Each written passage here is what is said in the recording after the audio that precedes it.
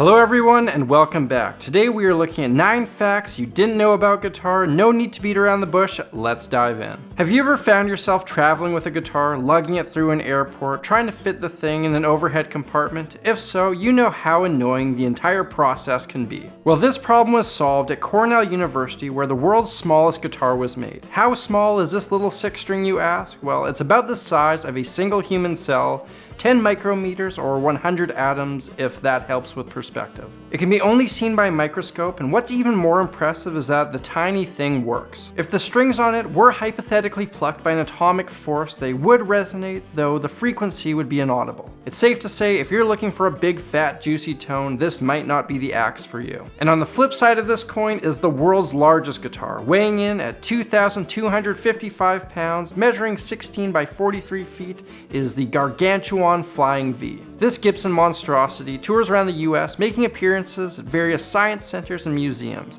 It was certified as the world's largest working guitar by the Guinness Book of World Records. It features a gorgeous ebony finish and strings made out of airplane cables. It may not be easy, but this thing is in fact playable if you get one person to pluck the strings and another to press down on the frets. The next fact on our list is one of the more ridiculous ones we'll look at and relates to another Guinness World Record. In 2017, Anna Malik set a record for the longest amount of time spinning a basketball on a guitar. For 13.23 seconds, she spun a basketball in the headstock of a classical guitar while performing Vance Joy's Riptide. I personally think she should have played You Spin Me Right Round like a record, but to each their own. Moving on, one of the very first things we're taught about our instrument is how to tune it. Standard conventions has us tuning the strings to E, A, D, G, B, E, but why is this and how did this come to be? In the 1500s, there existed one of the guitar's distant relatives, the 10-string guitarra battente. The strings were doubled like that of a 12-string guitar, and they were tuned A, D, G, B, E. It was tuned in musical spacings of perfect fourths, except between the G and B string, which is a major third.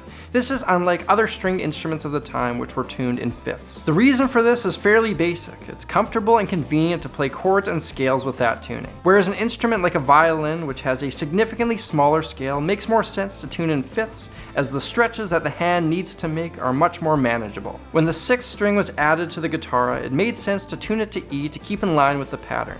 This was all then thrown out the window when you crazy kids came along with your drop tunings. Next up is a look at the guitar's oldest known ancestor. The true origin of the guitar probably goes way back to when some caveman hunter plucked the string on his bow and arrow and realized it made a sound. Well, that's all fine and dandy, but 3,300 years ago, the first known depiction of a guitar-like instrument was carved. A chiseled stone image of a Hittite bard playing some sort of chordophone was discovered in modern-day Turkey, dating back to 1400 BC. While it's by no means identical, the basic elements of the modern-day guitar are there. Believe it or not, that guy playing that instrument is your long-lost musical ancestor. Now, this is my personal preference, but generally I don't love playing in an ensemble with more than 2 guitars. 3 guitarists in a band? Too many. Well, the good people of Wrocław, Poland wouldn't agree with me. On May 8, 2018, 7,411 guitarists simultaneously played Jimi Hendrix's Hey Joe. This set the record for the most guitars ever played at the same time, beating out the old record of 7,356. For the next fun fact, I'm going to cheat a little bit and talk about the guitar's close cousin, the ukulele. This small Hawaiian stringed instrument was brought to the island by the Portuguese and was originally called a machete. The more common name ukulele is Hawaiian in origin and directly translates to jumping flea, yuku meaning flea and lele meaning jumping. One theory for how this name came to be adopted is that it's a reference to the motions your fingers make as they play the instrument. An alternate theory is that the name comes from a British fellow living in Hawaii who was small in stature and somewhat hyper. He earned the nickname Mr. Ukulele, which was eventually passed on to his favorite instrument. Next on our list is fact number 8, it's surprisingly difficult to play guitar in space. Not that I have first-hand experience with this, but famed astronaut and Canadian beauty Chris Hadfield does. In 2013, he played David Bowie's Space Oddity from the International Space Station. When recounting the experience on a CBC interview, he talked about the unforeseen difficulties. When we play guitar, we take the impact of gravity for granted. It pulls down on the guitar itself, it pulls down on our hand as we strum,